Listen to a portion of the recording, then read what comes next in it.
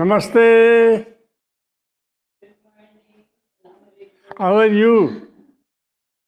I am good. How are you? Good, good. I'm very good to see you. This is your goodness.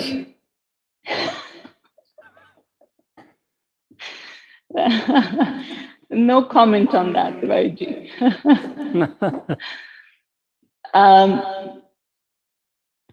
Tiwari, when you're ready, first and foremost, I would like to thank you, Tiwari, for your time. We had a discussion how you're entering your 89th year, and we're blessed to have you. We're privileged to have you. You are speaking on my behalf.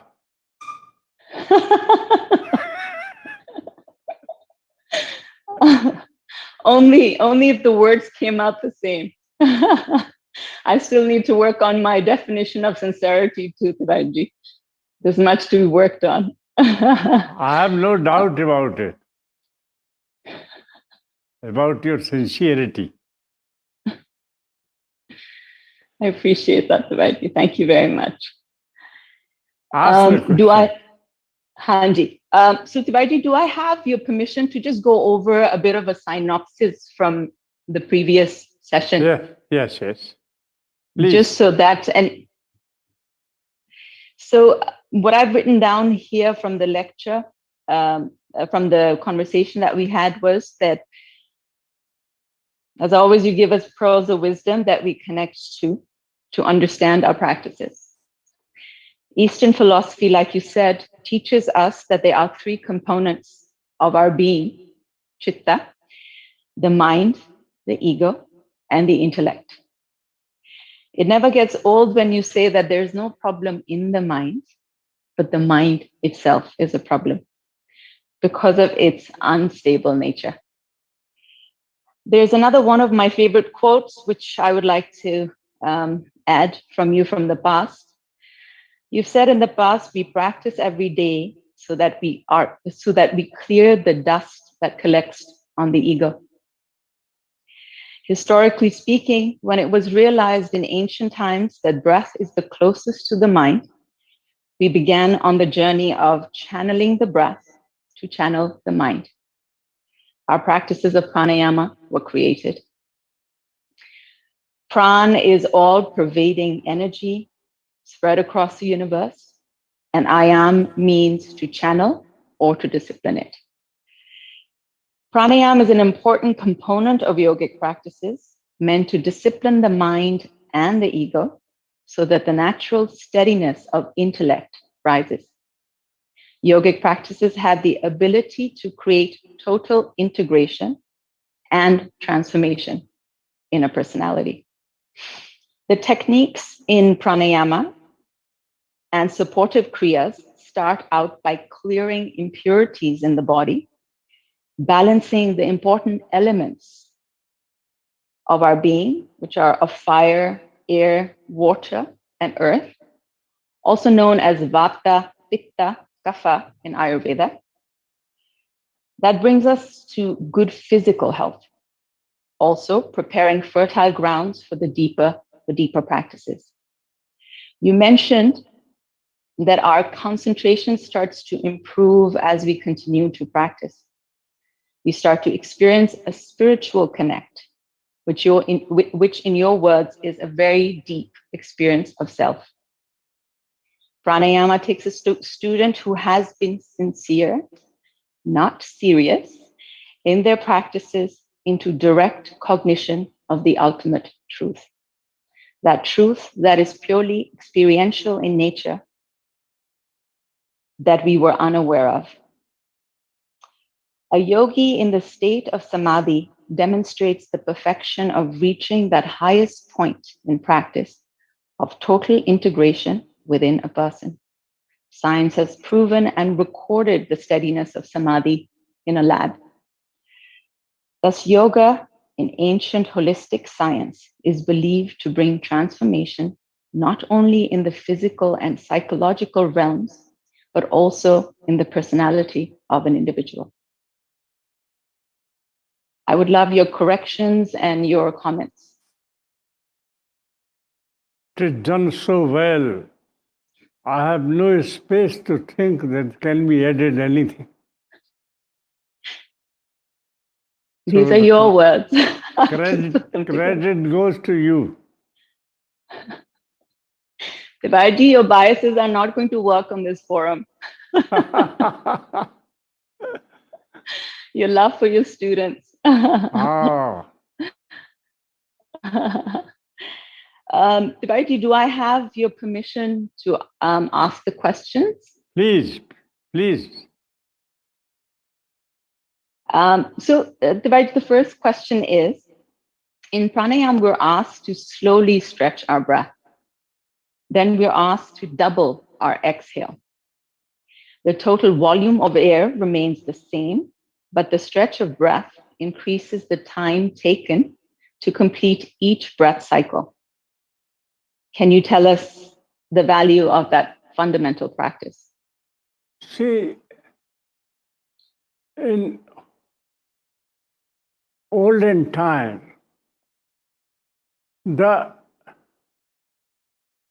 background used to be different. But now we are 1,000 years ahead of the past, and so we have to explain in modern terminology. What we have found, our teacher was the first person, Swami Kuvalyananda, who believed that in modern time, the yoga also should go through the scientific experiment, and results should be told in the modern language so that the people can understand. People may not understand vata, pitta, and kapha, and pulse, and this, that. So he took yoga. He was the first person who took yoga in 1924 in a scientific laboratory. Now, what he found, the common belief that in pranayama we consume more oxygen. There is an oxygen value in pranayama. He did not hesitate when the findings was otherwise. In pranayama, the value of CO2 is much more than the oxygen. When we inhale and retain for a double time minimum, the ratio goes like 1:2. Look here, 1 we have taken and 2 we are exhaling. That means the time of exhalation has been doubled. Therefore, the production of CO2 will be little more than the normal because we have retained the breath. An effect of that on our nervous system is very, very peaceful. Like that, this concept that we take more oxygen is wrong. No. The whole oxygen now produces, converts into CO2, and that is retained in our body. And that gives the peaceful effect on our total function of the brain. Therefore, so in the pranayama, the first value is of CO2.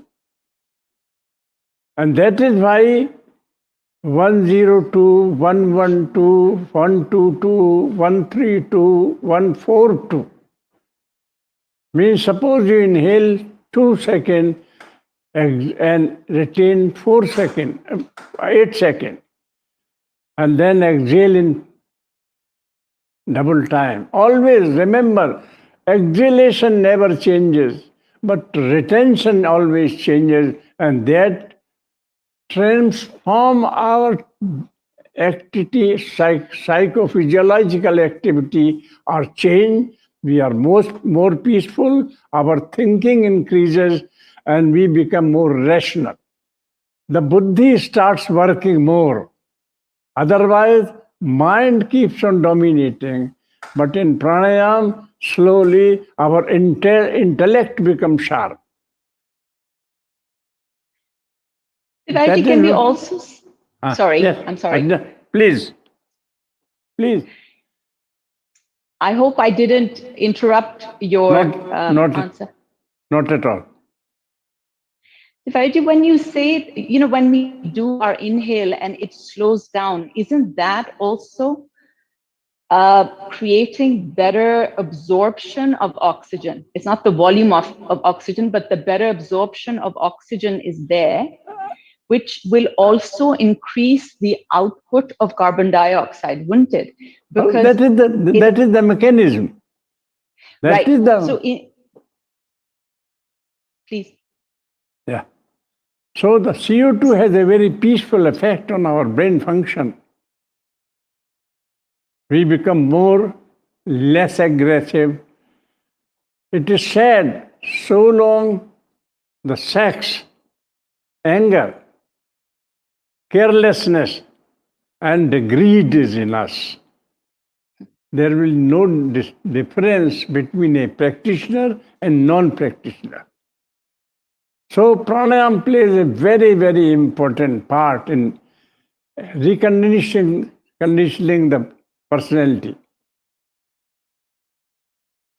And what you're explaining is also that from your sympathetic nervous system, it changes to parasympathetic nervous system, which by itself makes you feel calm, connected, and at peace. Sure.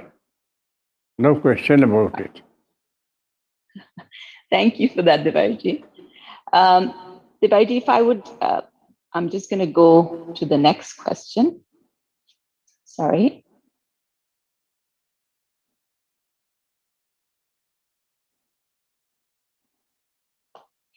We are taught three components of breath cycle: the inhale, exhale, and also in between the inhale and the exhale is the pausing of the breath.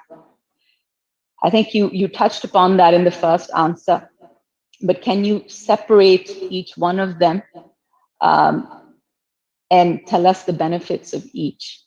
See, this programming is based on very scientific value today. Look here, if we start inhalation and exhalation, which is going on 24 hours, but stopping the breath for double time, it produces CO2. And we have to be very cautious for the retention in the breath. That is why they have not started with 142. They have started with 102. Practically, physically, it doesn't appear you are retaining the breath. But in the beginning, they ask you to retain only a double time. Suppose it is 1 second, then 2 seconds has to be retained. Therefore, it remains harmless because the CO2 quantity is not more. You can very easily absorb and face it, utilize it. So therefore, the traditional is inhale, retain double time, and immediately exhale. So it is practically like 102. Then when you have mastered that 102, that goes to real retention 112. 2 inhalation, 2 retention, and 4 exhalation.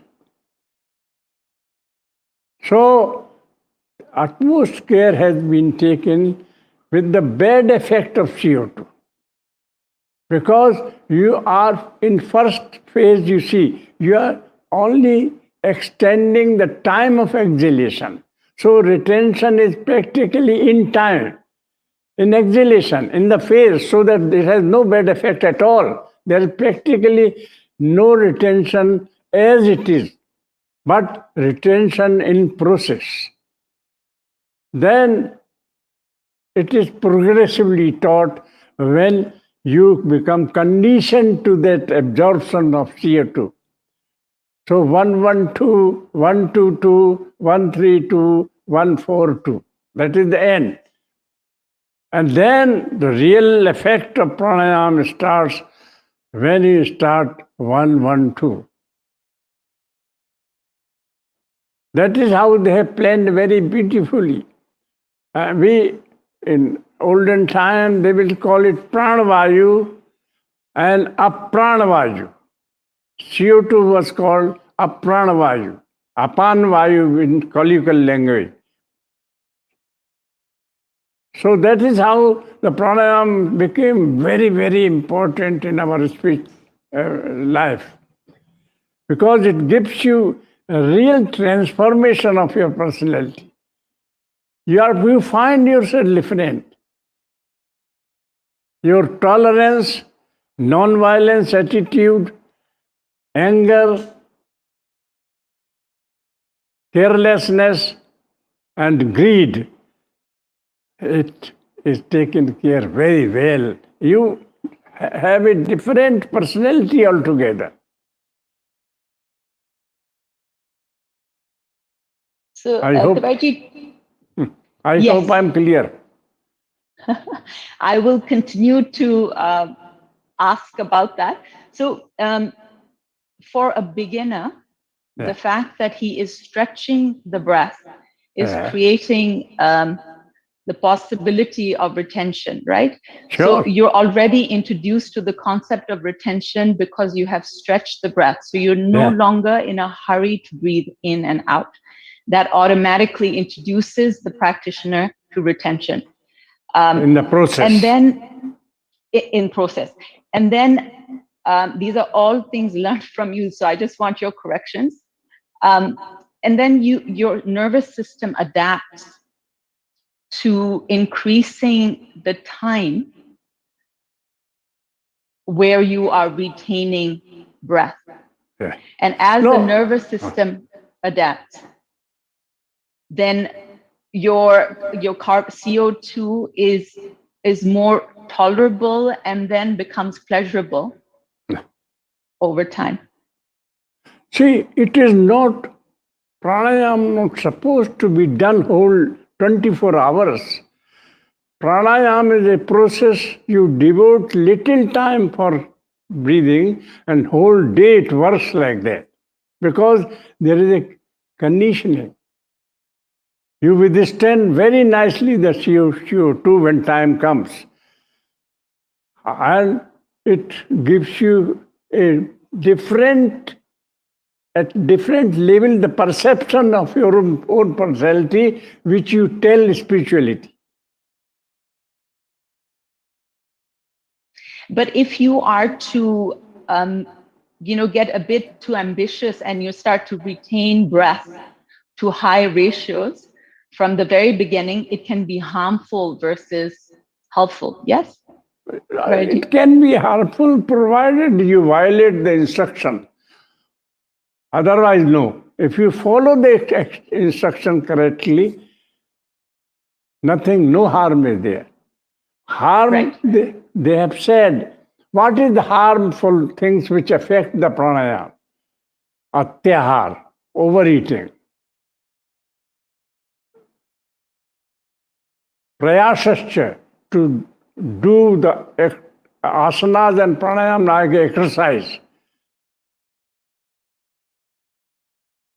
It is not a part of Janmast.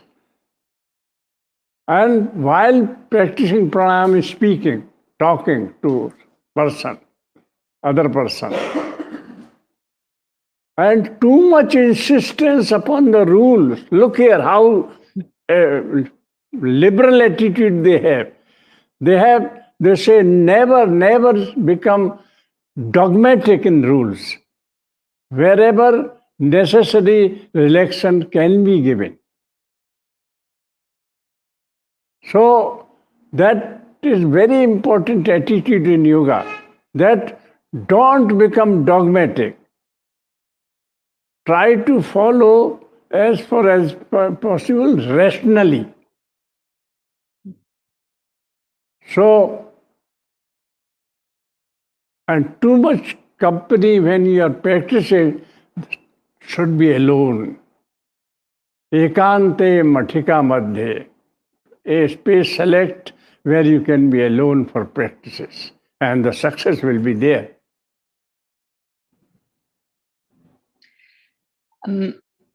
I assume when you are alone, you can be better concentrated. When you are not talking, you don't trap air.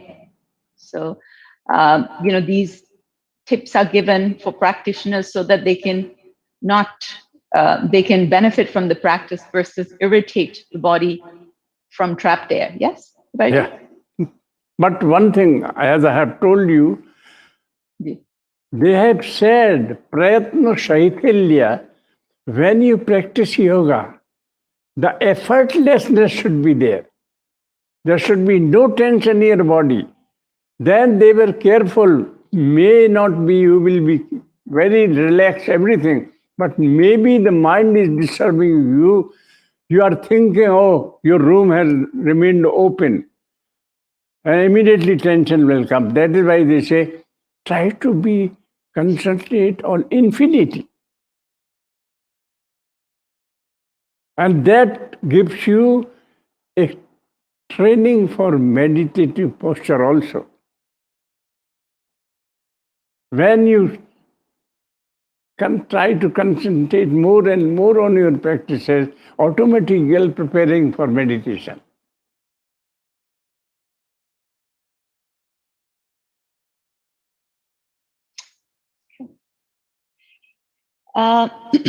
Tiwari, I'll move on to the next question Please, then. please. So, Tiwari, nowadays there's a concept which is very popular called breath work. People are sort of marketing it or sort of giving it a specific name, but the benefits of breath work is being recognized as a way of improving health, especially mental health, right? Now, the baseline may be the same of breathing consciously as we do in pranayama. So breath work in modern terms is teaching us to breathe consciously. In pranayama, though, techniques become very specific, using one or both the nostrils, tongue, sound vibration to achieve a homeostasis in the body. We not only feel a sense of balance, but also see the effects of that balance in the pulse. We further develop recipes for each individual, keeping in mind their health and constitution. Can you educate us about that? I know nothing about the modern technique which you are explaining. But I know one thing, modern psychology, modern physiology doesn't know why do we have two nostrils. In yoga, this was known thousands years before that when you breathe continuously through right nostril, the exchange of heat in your body is on the high side. When you breathe through the left nostril, it comes down. Your VMR also becomes very stable. And when both the nostrils are open, which is required in pranayama, then whole effect is very perfect, balanced. So this is not known to modern physiology that left nostril breathing and right nostril breathing and both nostril breathing has a different effect on your body and mind both. Therefore, in pranayama, you will find sometimes we are breathing through left nostril, which is called Chandrabhedan, moon breathing. Sometimes right, you are inhaling, releasing through left, that is called Suryabhedan, sun breathing. Like that, the names have been given to different pranayama, and they are in number 8. So there are 8 techniques that we are taught. Yes. But what you are describing, I don't know the modern technique. So the reason why I even asked that question is because, I would ideally not like the teachings of pranayama to be diluted, because when you start breath practice is great if it's bringing you to a place of health, but to be able to discern between what the capabilities of pranayama is important, or else I feel there becomes a confusion for newcomers. And also, in my opinion, the potency of using the breath to channel the mind with the techniques that we are taught is far more than, than just breathing consciously. So that's why I wanted your opinion on breathing consciously versus starting with breathing consciously and then adding techniques of pranayama, because ultimately, aren't we trying to get to a balanced pulse, which is required for our practices and our experiential practices? And it has been already experimented. Nothing has remained, though the work may go on, tell something new, but much work has been done at the level of experiments in the scientific lab and also at experiencing level.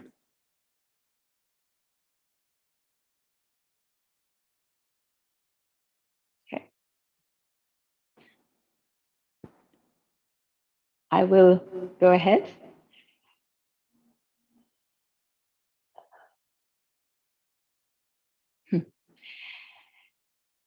Tiwari, can you speak a little bit about the Ayurvedic pulse and the pranayamic pulse? Yes, sure. You know, basically, we should know that we have two nostrils for breathing. And if you study them during daytime, every hour it keeps on changing. Sometimes you will be breathing left nostril open, right closed. Sometimes both are open. Sometimes it goes to right open and left closed. Why does it happen? This cycle goes on 24 hours. And it is very closely related deeply with your moods. And in pranayama, we take into account everything. Much deeper we go. And then we try to correct. Suppose you have developed a cold. You will find when you develop cold, it is left nostril is working, right is closed. Because left is related with the moon. That is why it has been said Chandra Bhedan. So this function of our breath was not known. Our olden rishi, the yogis, they worked on it. They came to know that how it is working. Now, the working of the nostril has connection with the heart working. And the heart also can be emotionally affected, psychophysiologically. Sometimes, suppose I am normal, my breath is normal, my pulse is normal, and suddenly a doctor examines me and says, "Oh, you have a heart trouble." Believe it, immediately your heart rate will change, immediately your pulse will change because your mind has changed. It is a psychophysical effect. Therefore, in yoga, they have taken that part of pulse which is more psychological. In Ayurveda, the physical is more important. In yoga, the psychological is more important. From that point of view, we see the pulse. That suppose your pitta is more, that means your mind is little disturbed. When your kapha is more, that means you are little stable. And your vata is more, again it is psychologically working on your mind and circulation. So the technique of pranayama, of pulse, is different than the technique of pulse in Ayurveda. Ayurveda mainly concentrates on the Vata, Pitta and Kapha. Though we take it, but we take more on a very final level. How it is affecting your brain, how it is affecting your mind, what you're thinking, whether you're optimistic, pessimistic, or neutral. So it has much to do in pranayama about those aspects also. In Ayurveda, it considers mainly your digestion, your heart rate, etc., etc. But in pranayama, it is more psychological. Tiwari, Ayurveda also looks into your natural constitution, right? Versus the Yes. results of the balancing of the Perfect balancing balance. from the practices. Yeah. So it's able to detect through the pulse. Both are related to each other. And Tiwari, you mentioned, sorry, please. The origin is the same. You know, Patanjali is supposed to be the chief person. Ayurveda, Sanskrit grammar, and yoga. There is a couplet which tells that he is the originator of all things. Yogena chittasya. With the help of yoga, the balance of your chitta. Padena vacha. With the help of grammar, the correction of your language. Malan sharirasya cha vaidyakena. And impurities of your body are removed by the Ayurveda. Yopa karotam pravaram muni nam Patanjalim pranjalira natosmi. O great Rishi Patanjali, I bow to you because you have given these three sciences to the world. So the basis is the same. Tiwari, but isn't it mentioned in the Hatha Pradipika that pranayama becomes one of the most important practices out of all other practices in yoga to take us to a higher Surely, to higher growth. Higher growth, exactly. Sure, no question about it. So, Tiwari, you also mentioned last time that we separate our asana practice from our pranayama practice. Yeah. We do them separately. And you also mentioned how important it is for you to do asana that are beneficial for the steadiness of a posture, a pranayamic posture. And you said that pranayama is not interested in the cultural postures. It's more interested in the meditative postures. Yeah. Because it is to be done with sitting, no? So can you just say what are ideal postures for meditative practice? Look here, as I have said, that too much insistence upon the rule or so is a obstacle in the practice of yoga. That is why they have not given one posture of sitting, because they knew maybe to some people it is difficult. So first they say try to do the lotus pose. Now you know lotus pose is difficult because you have to cross the legs and sit for long time till the pranayama you are practicing. Remember one thing, they were fully aware that if you are moving during pranayama, your position of the legs, this changes the balance in the lungs, the pressure of the in the lungs. Therefore, what they wanted was that whatever pose, whether it is lotus pose, Padmasana, Siddhasana, accomplished pose, Samasana, or Sarlasana. All these four postures you can definitely learn slowly. But whatever is easy, where your spine, samam kaya, and the head can be in natural position, it will be perfect. Whether it is Siddhasana, Samasana, Swastikasana, or Padmasana. Select any, but keep in mind that the spine should be in natural curve. Head should be straight.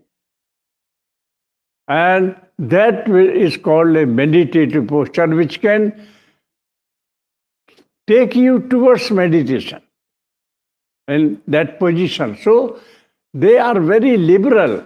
These 4 sitting postures are given according to your capacity, you can select. Because meditation is not recommended in sleeping posture.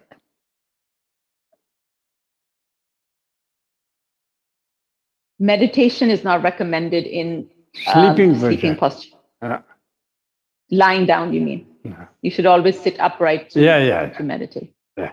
Whichever, Please. whichever posture is easy for you. But it has to be upright. Yeah. Yeah. Comfortable, upright posture that aligns the spine in its natural curve. Tiwari, we would like to end here. We started a little bit later. So I would like to thank you. I still have a couple more questions which can go on to the next session. Please. And my thanks to all of you. Your students all around the world they must be really appreciating, enjoying seeing you on camera, Tiwari. So that I don't know, but I have love for them. If you have any message for them, please do share it before we close, Tiwari. I say the only message which is not mine. What my teacher has told me, his last words were, Tiwari, I have brought up this institution out of nothing. If it goes to nothing, I do not mind, but yoga should not be diluted. And I request all my students the same thing, that tradition must not be diluted. My thanks to all of them with folded hand. Thank you. And thank you to you, Tiwari. I can't say that enough. Namaste. Namaste.